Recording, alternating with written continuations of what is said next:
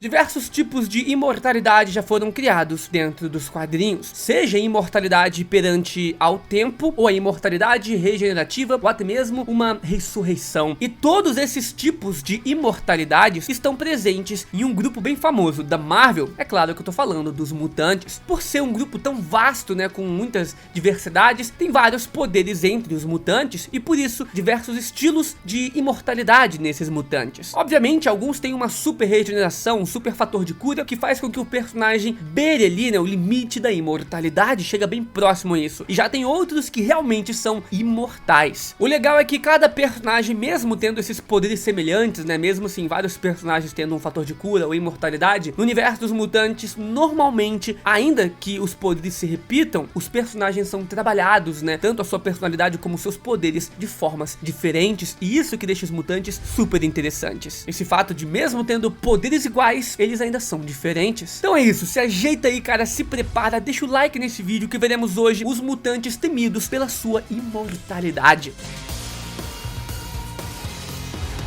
Número 1 temos Selene. Ela é uma personagem que não tem uma origem muito bem definida nos quadrinhos, mas sabemos que ela nasceu cerca de 17 mil anos atrás, pouco depois de Atlântida ser totalmente engolida pelo mar. Ela também passou por algumas civilizações antigas, como por exemplo Roma no seu auge, e foi inclusive na Roma antiga que ela tentou se tornar uma deusa através de um ritual pagão, mas que não foi muito bem sucedido. Ela até mesmo chegou a morar em uma cidade chamada de Nova Roma, que fica aqui no Brasil nos quadrinhos da Marvel, e ela foi encontrada pelos X-Men depois de tentar fazer um sacrifício envolvendo outra mutante. Nisso então ela acabou se tornando uma inimiga recorrente do grupo de mutantes, né, dos X-Men ali, dos alunos do Xavier. E essa sua imortalidade, né, devido à sua mutação, dá a habilidade dela de, com apenas um toque, poder absorver a energia vital dos seus oponentes, transformando eles em pó, algo muito parecido com o que a vampira faz, só que no caso a vampira absorve os poderes junto com a energia vital, já a Selene apenas a energia vital, junto também com partes das memórias daqueles oponentes. Sabemos também que a Selene precisa de tempos em tempos absorver a energia vital das pessoas para conseguir se manter viva, e caso ela gaste muita energia, ela vai acabar envelhecendo, e aí vai precisar absorver mais e mais energias para conseguir continuar a ficar viva por muitos anos. É uma mutação muito interessante, mas muito cruel, né? Faz com que o seu usuário tenha que ser um vilão, porque se não for um vilão, ele vai ter que ficar absorvendo e matando pessoas para se manter vivo. Seguindo, temos agora o Noturno. O Noturno é um personagem que, em teoria, ele é imortal, mas recentemente ele acabou morrendo, então não temos tanta certeza quanto a isso. O que acontece é o seguinte: anos atrás, o personagem foi morto e foi parar no céu, algo bem paradoxo, levando em consideração que o Noturno é filho de um demônio mutante, o Azazel. E aí o pai do Noturno, o Azazel, tentou invadir o céu usando a sua conexão com o Noturno, mas graças aos seus poderes de teletransporte, os X-Men conseguiram invadir o paraíso e ajudar o seu amigo. Após uma série de lutas envolvendo os demônios, anjos e almas, né, o Noturno acabou usando seus poderes para retornar ao mundo dos vivos. Com um teleporte, o cara pode ir pro céu e voltar pro mundo dos vivos. O poder do Noturno é absurdo. Só que o que acontece, cara? O Noturno, ele retornou sem a sua alma, e levando isso em consideração, foi dito que o Noturno não poderia mais ser morto por causas naturais. Porém, recentemente ele acabou sendo morto e ressuscitado pelos 5 mutantes de Krakoa. Então não sabemos se o mutante de fato pode ou não morrer, ou se simplesmente os roteiristas se esqueceram daquilo que eles tinham feito antes, o que é bem provável, tá? Muitas vezes nos quadrinhos os roteiristas criam poderes para alguns personagens e em histórias no futuro acabam esquecendo que aquele personagem tem aqueles poderes. Mas bem, o que tinha ficado definido era que o Noturno, ele não podia mais entrar no inferno nem no céu, então ele não podia mais morrer. E bem, não podemos esquecer também do Homem de Gelo. Para quem acompanha aqui o canal já deve saber que o Homem de Gelo, cara, iria estar aqui nessa lista. Afinal, eu trouxe um vídeo aqui no canal falando dos personagens com os maiores fatores de cura da Marvel, e o Homem de Gelo, cara, ele fica fácil ali entre os mais picas, mais poderosos. Isso, obviamente, acontece por conta da sua mutação de nível ômega, porque ele pode criar e manipular o gelo da forma como ele bem entender. Ele pode até mesmo transferir a sua consciência para clones feitos de gelo. Eu acredito que a partir daí você já deve estar começando a entender o motivo então dele ser imortal. Caso o corpo dele seja destruído, derretido ou o que for, ele só precisaria reconstruir esse corpo de gelo em outro local, o que, como a gente sabe, seria muito fácil pro personagem fazer, cara. Mesmo que, mano, não tenha nenhuma água aqui, ele consegue consegue se reconstruir a partir das moléculas de água que estão no ar. Afinal, o ar é úmido e ele consegue se reconstruir a partir disso. Mas caso por algum motivo desconhecido ele não consiga se regenerar, né, regenerar o próprio corpo, ele pode transferir a sua consciência para um clone dele mesmo e ainda se manter vivo caso ele esteja ali ferido, né. Em teoria, a única forma de realmente matá-lo seria levar para um local com nenhuma umidade, já que ele precisa de água para criar os seus clones de gelo ou se regenerar. Mas levando em consideração que ele conseguiu congelar uma pequena parte de uma dimensão infernal, eu duvido muito acharem um local quente o suficiente para não ter nenhum tipo de umidade, visto que o inferno, que é muito quente, literalmente não foi suficiente aí, né, para conter o Homem de Gelo. E também ele é um mutante de nível ômega porque não conhecemos ainda os limites dos seus poderes de geração e manipulação do gelo, então talvez nem se jogar o personagem no sol ele morra. Próximo temos agora o mutante Legião, como um dos maiores manipuladores da realidade de toda a Marvel, cara. Se não o maior, é meio óbvio que o Legião tem vários poderes, sendo um deles, né, a própria imortalidade. O Legião tem como um dos seus poderes mais absurdos a capacidade de apagar e restaurar qualquer ser da existência. Na verdade, ele mesmo já se apagou da realidade e o próprio se trouxe à vida por vontade própria. Então, cara, é meio que assim, eu não quero mais viver, se apaga. Ninguém mais vai saber da existência dele. Aí depois ele mesmo, volta a viver, tipo isso. Até mesmo no novo país de Krakoa, né, ele ressuscitou por conta própria e não precisou que os 5 mutantes ali, né, que tava ressuscitando todo mundo, ressuscitasse ele. Inclusive, quando o professor Xavier descobriu que o mutante a ser ressuscitado era o Legião, o professor Xavier ficou com o pé atrás, com medo do que o seu filho poderia fazer. Afinal, um dos perigos do Legião é o seu descontrole mental e ele é muito poderoso. Isso faz com que outros personagens tenham então muito medo do que ele possa acabar fazendo nesse descontrole, já que muitas vezes o Legião também já agiu como vilão. Só que sendo Legião, eles não tiveram muita escolha. O personagem, por conta própria, tirou a sua consciência do cérebro e forçou a sua ressurreição na frente de todo mundo que estava observando. Então,